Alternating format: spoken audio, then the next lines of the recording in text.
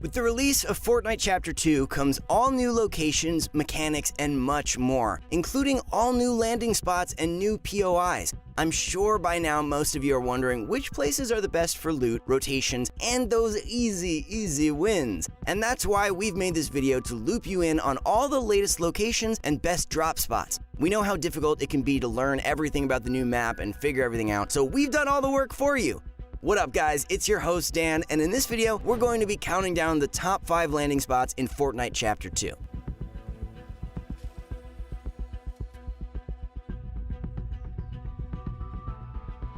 But before we get into it, if you guys are interested in getting better at Fortnite, then click the link below and go to ProGuides.com, where you can play with the best players in the world by just clicking a button. Sign up for our memberships at ProGuides, and you'll get a ton of incredible content from the best pro players like Benji and Mongrel. So if you want to compete in Fortnite, you have to check out ProGuides.com. Also, be sure to drop a like on this video to show us your support. We strive to bring you the best content available, and the likes really help. Alright, with all that being said, let's get into the video.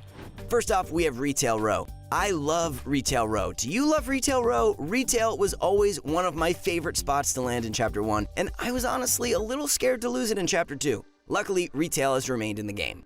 Now that the annoying zombies are gone from Retail, it's an amazing spot to land at. Why, you may ask? Let's find out. Generally, when you land at Retail Row, you'll get anywhere from 0 to 10 players landing with you.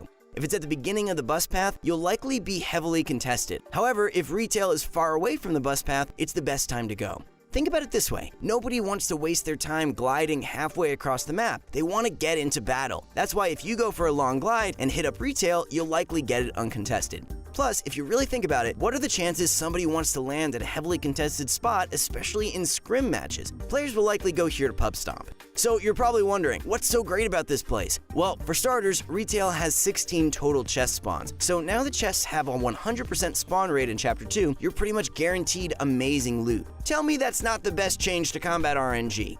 On top of this, Retail contains a bunch of floor loot spawns, so even if you don't get lucky with the chests, you'll have backup from the floor loot. But wait, there's more! On top of having a ton of floor loot and chests, Retail also has the potential to spawn 7 of the new super chests, which drop guaranteed epic and legendary loot. These are so awesome, since normal chests no longer drop any loot with higher than blue rarity.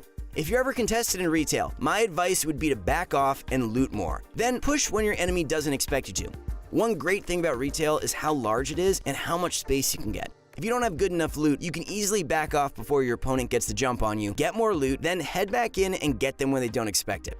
Alright, moving on to our next insane location, we have Holly Hedges. The best way I can explain this next location is that it's basically the Greasy Grove of Chapter 2. From the layout to the loot, the location, it's all so similar. Yes, ladies and gentlemen, we're talking about Holly Hedges. Holly Hedges is a great drop spot if you want to get a lot of wood and a fair amount of early game fights. One of the best parts about Holly Hedges is right there in the name, the hedges. You can easily get max wood in a few minutes just by farming the hedges which surround it. On top of that, the cars in the streets make for an easy source of metal. And if you know me, you know that I love me some metal when I'm playing Fortnite. On top of having awesome materials, the loot at Holly Hedges isn't too bad either. While it isn't the greatest loot on the map, it's definitely pretty solid and can give you a nice path to endgame. Holly Hedges has 6 super chests, which will give you some good epic and legendary loot, along with 11 normal chests and a bunch of floor loot spawns. The only bad part about this spot is that it doesn't have any really good rotations apart from going southeast towards Weeping Woods, which makes it tough if you get a far storm circle. But if you're willing to risk a far zone and want some great materials and a fair amount of kills, Holly Hedges is worth a shot. If you're a camper like me and don't like to fight early game, this next spot is just for you. One of my personal favorites and one of the best spots on paper is the Slurpy Swamp on the bottom left corner of the map. Slurpy Swamp is an interesting spot with a lot of features quite different from most places. The loot isn't amazing, but it's made up for with boats, fishing, slurp juice lakes, and consistently quiet early games. The first thing that comes to mind when I think of Slurpy Swamp is, well, believe it or not, fishing. I love being able to grab a fishing rod and hang out on the edge of the map, watching the kill feed as my odds of winning get higher and higher and higher.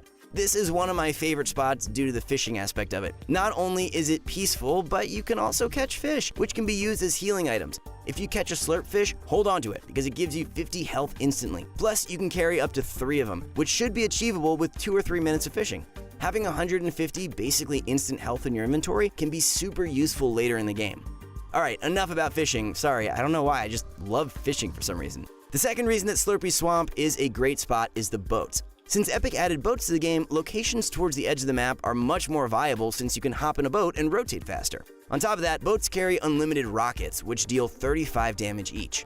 Finally, the last great thing about Slurpy Swamp is the guaranteed health. Slurpy Swamp is full of slurp lakes, as players like to call them. Basically, standing in one of these lakes will give you an effect exactly like a slurp juice, granting you 2 health every second. It's a great way to top off your health and shield coming out of a fight, or to get maximum shield off spawn. If you can't already tell, I love Slurpy Swamp, and I think you probably would too. With fishing, unlimited HP, and boats, it's too good not to put on this list.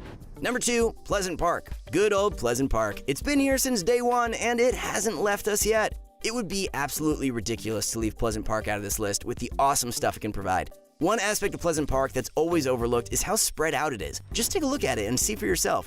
If you get a house to yourself, you've likely got a few minutes to loot before you have to fight anyone. Having Pleasant Park all to yourself is definitely a rare occurrence, so don't count on a quiet early game. But if you can get out of Pleasant alive, you'll be completely set. The great thing about Pleasant Park being so spread out is that you'll be able to loot up quite a bit before you get into an engagement, minimizing RNG and increasing the chance that you make it out alive. The best spot to land if you're trying to play it safe is the Modern House. This house used to be destroyed in Season 10 of Chapter 1, but has recently been rebuilt and almost nobody lands there. It contains a chest spawn and a spectacular amount of floor loot, so you can make your way around counterclockwise to loot and stomp anyone in your path. It also provides a really easy way to escape if you need to, as it's not as close to the other neighboring houses. One more plus of landing at Pleasant is that you'll consistently get a lot of wood and a fair amount of brick and metal if you spend a good amount of time farming. Pleasant is basically a wood paradise, having hundreds of fences and a bunch of trees all around. To get brick, you can break parts of houses or the gas station. Finally, for metal, you can break a bunch of cars in the streets. Overall, you can easily get max wood, 500 or more brick, and 500 or more metal from Pleasant. It also provides a vast amount of loot and can be enough for a full squad if needed. Assuming you survive Pleasant Park and clean up all the loot from it, you'll have the loot from 17 normal chests and 6 epic chests, and you'll also be able to head to the Red Bridge and grab a boat to rotate quickly if the storm is far away. So overall, if you want some fun, non-RNG early game fights, along with great loot and spectacular amounts of material, make your way down to Pleasant Park. Alrighty, we're down to the wire. For our number 1 spot, we have Sweaty Sands. Life's a beach over at Sweaty Sands. Beach pun. Do you like that one? No? Alright, I won't do it again. Life's a beach over at Sweaty Sands. I lied.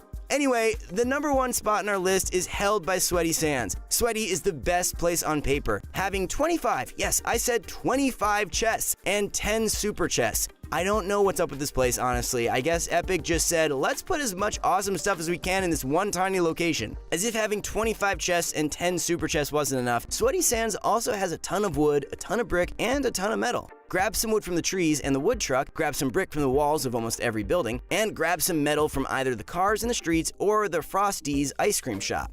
On top of all this amazing stuff, Sweaty also has a campfire where you can heal up after your fights, because there will be a lot of them, and a boat spawn so you can rotate out quickly.